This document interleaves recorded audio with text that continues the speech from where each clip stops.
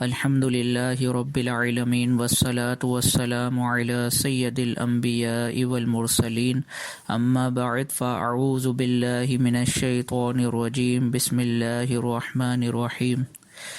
الحمد للہ عز وجل خواتین کی نماز کے طریقے سے متعلق مسائل پر مشتمل لیکچرز انشاءاللہ عز وجل بیان کیے جائیں گے۔ لیکچرز بیان کرنے سے پہلے انشاءاللہ عز وجل آج کے پہلے لیکچر میں کچھ تمہیدی کلام کیا جائے گا، جس میں اس کورس کی اہمیت سے متعلق اور اس کے مقاصد سے متعلق کلام کیا جائے گا۔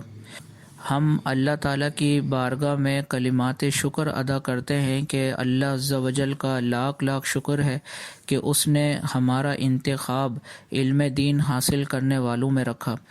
یقیناً یہ اللہ تعالیٰ کی بہت بڑی کرم نوازی ہے کہ اللہ عز و جل نے ہمیں علم دین سیکھنے کی توفیق عطا فرمائی، ورنہ اس وقت کثیر مسلمانوں کے احوال اور حالات یہ ہیں کہ ایک مسلمانوں کی کثیر تعداد علم دین سے دور ہے، اور علم دین سے دوری کے سبب ایک تعداد تو ایسی ہے کہ جو عبادت ادا ہی نہیں کر رہی ہے، اور ایک تعداد وہ ہے جو عبادت ادا تو کر رہی ہے لیکن وہ نہ ادا کرنے والوں کی ہی فہرست میں شامل ہے۔ اور اس کی وجہ یہ ہے کہ اگر کسی عبادت سے متعلق علم دین حاصل نہ کیا جائے تو وہ عبادت بالکل ایسی ہی ہے جیسے بغیر روح کے جسم، کیونکہ علم کا تعلق عبادت کے ساتھ ایسا ہے جیسے روح کا تعلق جسم کے ساتھ۔ تو جس طرح روح کے بغیر جسم مردہ ہوتا ہے، اسی طرح عبادت بغیر علم کے بے فائدہ ہوتی ہے۔ یہی وجہ ہے کہ کثیر تعداد جو نمازیں ادا کر رہی ہے ان سے ذرا پوچھ لیا جائے کہ کیا نمازوں کی ادائیگی کرنے کے بعد آپ کو وہ فوائد مل رہے ہیں جو قرآن و حدیث میں بیان ہوئے ہیں؟ کیا آپ کو روحانیت مل رہی ہے؟ کیا آپ کو عبادت کی لذت حاصل ہے؟ تو یقیناً ایک بہت بڑی تعداد کا فقط یہی جواب آئے گا کہ جو مقاصد نماز کے بیان ہوئے ہیں ہم ان سے بالکل محروم ہیں۔ اور محروم ہونے کی جو بنیادی وجہ ہے وہ یہ ہے کہ ہم عبادت ادا تو کر رہے ہیں لیکن اس عبادت سے تعلق رکھنے والے جتنے اہم اور ضروری مسائل ہیں ہم ان سے بالکل ناواقف ہیں، اور اس کا نقصان یہی ہو رہا ہے کہ ہم عبادت کرنے کی محض رسم ادا کر رہے ہیں، کما حقہ اس عبادت کے فضائل، ثواب اور اجر نہیں پا رہے ہیں۔ اس لیے ارادہ کیا گیا کہ ایک ایسا کورس مرتب کیا جائے کہ عوام الناس کو غلطیوں سے محفوظ رکھا جائے۔ نماز کا یہ کورس خواتین کے نماز کے طریقے سے متعلق ہے۔ اب کیا وجہ تھی کہ یہ کورس خواتین کے لیے مرتب کیا گیا، مرد حضرات کو کیوں نہیں کروایا گیا؟ اس کی وجہ یہ ہے کہ مرد حضرات کو وقتاً فوقتاً مواقع ملتے رہتے ہیں علم دین حاصل کرنے کے۔ جمعے کی نماز میں بھی جانا ہوتا ہے مرد حضرات کا،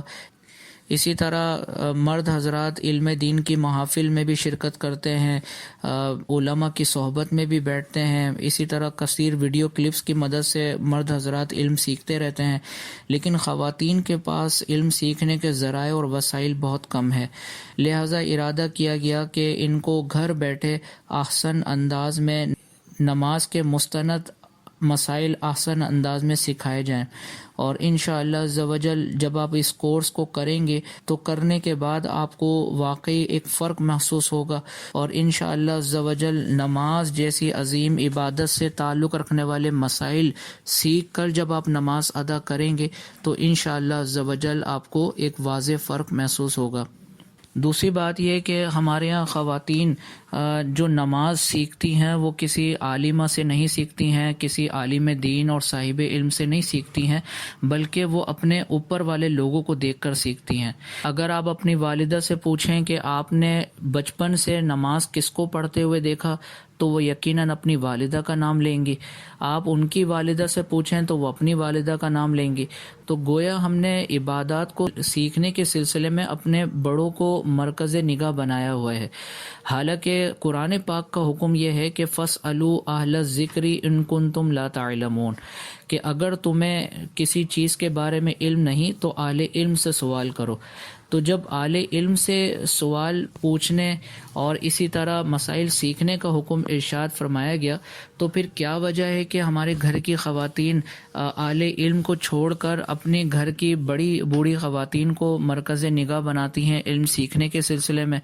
اور پھر نتیجہ یہی نکلتا ہے کہ وہ مسائل جو اوپر سے غلط چلتے ہوئے آ رہے ہوتے ہیں، انہی مسائل کو، انہی غلط طریقوں کو ہمارے نیچے والے لوگ اختیار کر رہے ہوتے ہیں،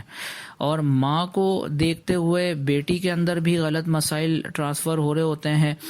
اور ماں کو جس طرح نماز ادا کرتے ہوئے بیٹی دیکھتی ہے تو بیٹی بھی اسی طریقے سے نماز پڑھ رہی ہوتی ہے،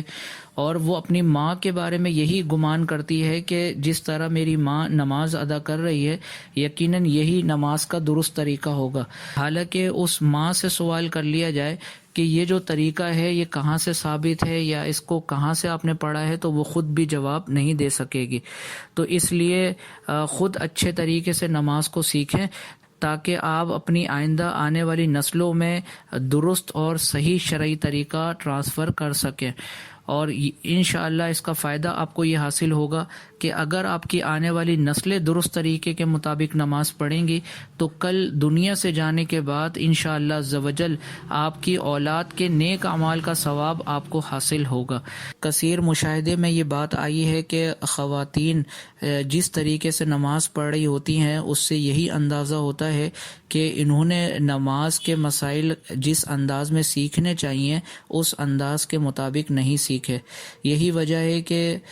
وہ جس انداز میں نماز کو ادا کر رہی ہوتی ہیں وہ بالکل خلاف شرع طریقہ ہوتا ہے، اور بعض صورتوں میں تو نماز ہو ہی نہیں رہی ہوتی۔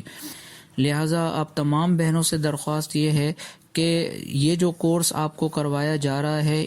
ان لیکچرز میں بیان کیے جانے والے مسائل میں سے اگر کوئی مسئلہ آپ کو سمجھ میں نہ آئے تو یہ آپ کا حق ہے کہ آپ اس مسئلے کو کلیئر کریں۔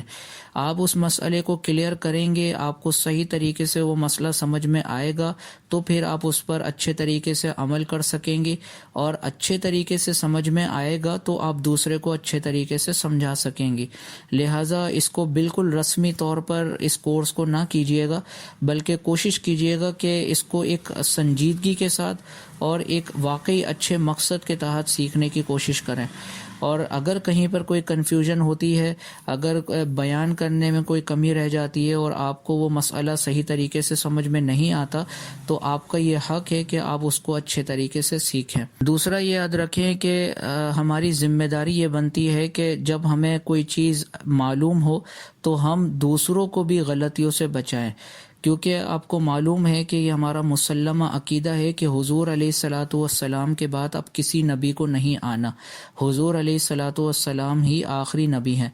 اب حضور علیہ الصلاۃ والسلام کے بعد امت کی اصلاح کے لیے جو کام دیا گیا ہے وہ علماء کو دیا گیا ہے، اور علماء اپنا کام کرتے ہوئے لوگوں تک مسائل پہنچانے کی کوشش کر رہے ہیں، لیکن علماء کی تعداد کم ہے اور عوام کی تعداد بہت زیادہ ہے۔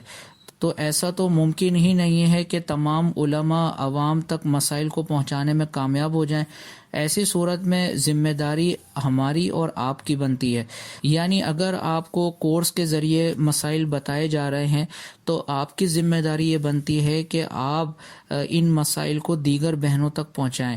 اور جس طرح آپ کو اپنی غلطیوں کا احساس ہوا اور آپ آئندہ اپنی زندگی میں غلطیوں سے بچیں گی، اسی طرح اسی جذبے کے تحت آپ دوسری بہنوں کو بھی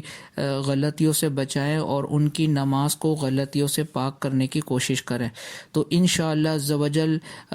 یہ اتنی بڑی نیکی ہے کہ اگر آپ کے بتائے گئے مسائل سے یا آپ کے بھیجے گئے لیکچر سے کسی ایک بہن کی بھی نماز ٹھیک ہو جاتی ہے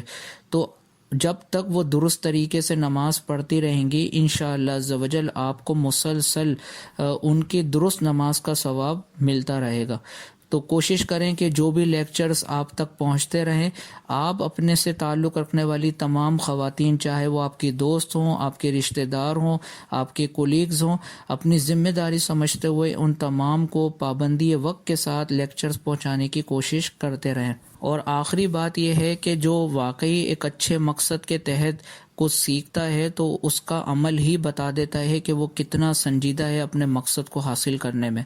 یہ جو کورس آپ کو کروایا جا رہا ہے اس میں آڈیو لیکچرز شیئر کیے جائیں گے اور آپ کو اس کو سننے ہوں گے، لیکن سننے کے بعد ہر بات ذہن میں محفوظ رہے یہ ضروری نہیں ہے، لہٰذا کوشش کریں کہ جو بھی لیکچرز میں باتیں بیان کی جائیں ان کو آپ اپنے پاس رجسٹر میں باقاعدہ نوٹس کی صورت میں لکھیں۔ اس کا فائدہ یہ ہوگا کہ ایک تو لکھنے کی صورت میں آپ کو وہ مسائل یاد رہیں گے، اور دوسرا اگر کبھی زندگی میں موقع ملا یہ مسائل دوسروں کو پڑھانے کا تو چونکہ آپ کے پاس نوٹس کی صورت میں لکھے ہوئے موجود ہوں گے تو انشاءاللہ عزوجل ان لکھے ہوئے مسائل کی برکت سے آپ کو آگے سمجھانے میں آسانی ہوگی۔ اور دوسرا یہ کہ اس کورس کے اختتام پر چونکہ ٹیسٹ کا سلسلہ بھی ہوگا اور سرٹیفیکیشن کا سلسلہ بھی ہوگا، تو اگر یہ مسائل آپ کے پاس نوٹس کی صورت میں لکھے ہوئے ہوں گے تو ٹیسٹ کی تیاری کے سلسلے میں آپ کو یہ نوٹس بہت زیادہ معاون اور مددگار ثابت ہوں گے۔